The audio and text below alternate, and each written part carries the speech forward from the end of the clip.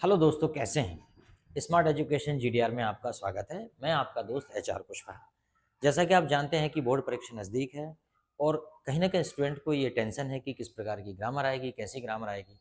तो बहुत ज़्यादा तो नहीं, पर कुछ महत्वपूर्ण ग्रामर के कुछ यहाँ पे मैंने सेंटेंसेस लिए हैं। इनको आप देख लीजिए।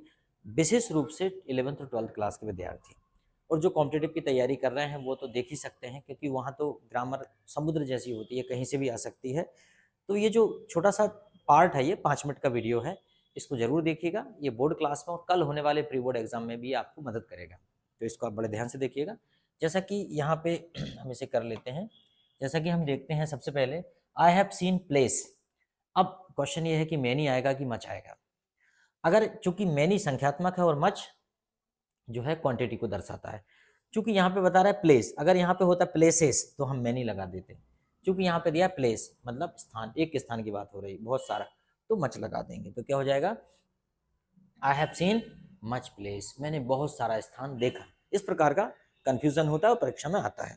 Number next, my brother is engineer.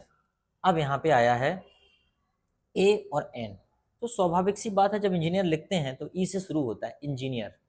तो जहाँ पे हमारा जो साउंड है वो वाउल होता है, मतलब स्वर होता है, तो वहाँ पे हम एन लगा देते हैं, तो नो डाउट यहाँ पे एन आ जाएगा। ठीक है। You stop smoking. अब चूंकि स्मोकिंग जो है वो स्मोकिंग धूम्रपान, ठीक है, इससे लंग्स खराब होते हैं और ये ठीक नहीं होता, इसलिए हम आपको बोलेंगे कि ये कंपलसरी है, जरूर छोड़ दो, है ना, इस प्रकार से। क्योंकि स्मोकिंग से, इस पे धूम्रपान के पैकेट के ऊपर लिखा भी रहता है कि धूम्रपान स्वास्थ्य के लिए हानिकारक है। इसका मतलब ऐसी चीज़ों को छोड़ ही देना चाहिए, मतलब शुड तो आएगा नहीं, यहाँ पे मस्ट आएगा। तो क्या हो जाएगा, यू मस्ट स्टॉप स्मोकिंग, आपको धूम्रपान बंद कर देना चाहिए। तो इस प्रकार से हम करते हैं, जहाँ जरूरी होता है वहाँ पे मस्ट लगाते हैं। Ram prefers milk tea. अब ये परीक्षा में अक्सर आता है और हम कंफ्यूज होते हैं कि क्या करें। ध्यान रहे, जब कभी भी ऐसा है प्रेफर जैसा शब्द आ जाए कुछ प्रेफर, तो वहाँ पे टू ही आता है। ठीक है, प्रेफर शब्द जहाँ पे आएगा वहाँ पे क्या आएगा, टू ही आएगा। जैसे कि कभी आ जाता है सीनियर, जूनियर और प्रेफर, ऐसे शब्द जब आते हैं तो टू का प्रयोग ही होता है। ठीक है। अगला है आई हैव फ्रेंड्स। अब देखिए, फ्रेंड्स मतलब दोस्त, मतलब बहुत सारे, तो स्वाभाविक है मच तो आएगा नहीं, मैनी आएगा, क्योंकि संख्यात्मक बात हो रही है, तो देखो मैनी आ गया। ऐसे ही सॉल्व करते हैं, जैसे कि we are going a match today, we are going a match today, to play playing, we are going, we are going playing a match today, we are going to play a match today. सही यही है कि हम ING के बाद, going के बाद to play, हम जा रहे हैं to play a match today. ठीक है, आईएनजी में नहीं आएगी, बार टू प्ले आएगा। ठीक है। उसके बाद देखिए, the building has down. Building has बड़ा सिंपल है, हैज लगा है, इसका मतलब थर्ड फॉर्म ही आएगा। समझ में आया, हैज लगा है इसका मतलब थर्ड फॉर्म ही आएगा, तो fallen down, the building has fallen down. अगर इसी प्रकार से आप करोगे तो आपसे भी बनेगा परीक्षा में। ठीक है, जल्दी से देख लेते हैं next page. His brother sold all the gold, his brother sold all the gold, question with how much, how much लगा के क्वेश्चन बनाना है। तो क्या हो जाएगा, सोल्ड दिया है, इसका मतलब पास्ट है, तो सीधा सा बात है, अगर पास्ट है तो हम क्या करेंगे, अगर पास्ट है तो इसका मतलब ये हुआ कि जो हेल्पिंग वर्ब है वो हो जाएगी हमारी क्या, हेल्पिंग वर्ब क्या हो जाएगी हमारी, डिड। क्या हो जाएगी, डिड। सोल्ड है तो हेल्पिंग वर्ब क्या हो जाएगी, डिड। तो क्या हो जाएगा, how much, how much gold, how much gold did his brother sell, और सोल्ड का हो जाएगा सेल। चलो उन्हीं की भाषा में कर लो भाई, जो मैंने लिखा है वही देख लो आप, थोड़ा सा साफ सुथरा सा। ठीक है, how much gold did his brother sell, समझ में आया, हाउ मच ब्रदर। अगला है I know the boy, change the boys, I know the boys, I know the boy, sorry I know the boy.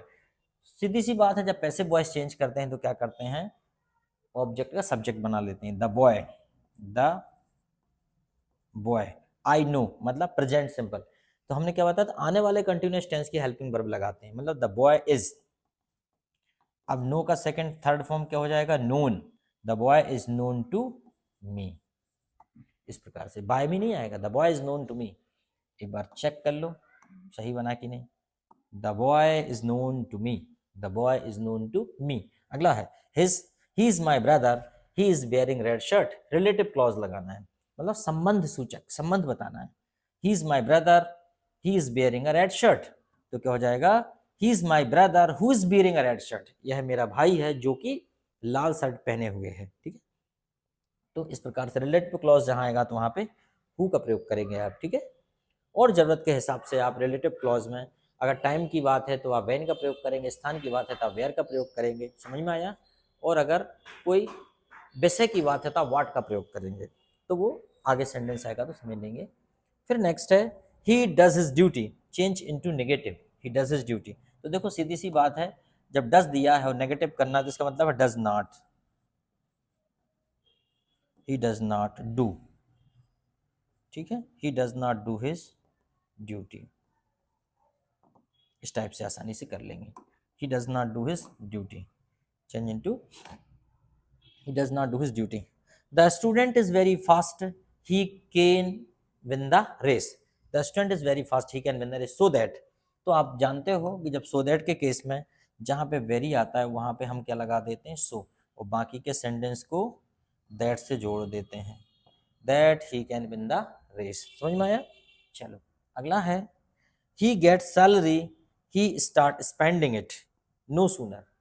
तो इसमें no sooner का प्रयोग करना है। तो देखिए ये बड़ा ही संवेदनशील वाक्य है, इसको बनाना आना चाहिए। ठीक है, ही गेट्स सैलरी, तो इसको ध्यान से देखिए ये क्या है, गेट्स मतलब प्रेजेंट सिंपल, तो क्या हो जाएगा, नो सूनर पहले लगा दो, नो सूनर। ठीक है, नो सूनर। अब यहाँ पे डज आएगा क्योंकि ये प्रेजेंट सिंपल है, no sooner does he get salary, no sooner does he get salary. ठीक है, वेन या देन लगा के बाकी का सेंटेंस जोड़ दीजिए। यहां से वेन भी लगा सकते हो और देन भी लगा सकते हो। Then he starts spending it, कोई दिक्कत? अगर यहाँ पे सेकंड फॉर्म हो, यहाँ पे सेकंड फॉर्म हो तो क्या बोलेंगे, नो सूनर डिड आ जाएगा, क्या आ जाएगा, डिड। समझ में आया? तो ये ध्यान रखने वाली बातें होती है कि कहाँ क्या दिया है। चलो ठीक है, आई होप आपको समझ में आ गया होगा। चलो देखो, no sooner he get salary he start spending it, तो अब वैसे की वैसे ही दे दिया ये तो खैर, तो इसमें नो सूनर लगाना, no sooner does he get salary, ये देखो ये दिया, तो no sooner does he get salary he start spending. ठीक है, चलो आगे हमारा कंप्लीट हुआ। तो इस प्रकार से 12th क्लास वाले स्टूडेंट इस वीडियो को विशेष रूप से देख लें। Thank you very much. अपने दोस्तों को जरूर बता दें और एक पुण्य का काम कर लें कम से कम।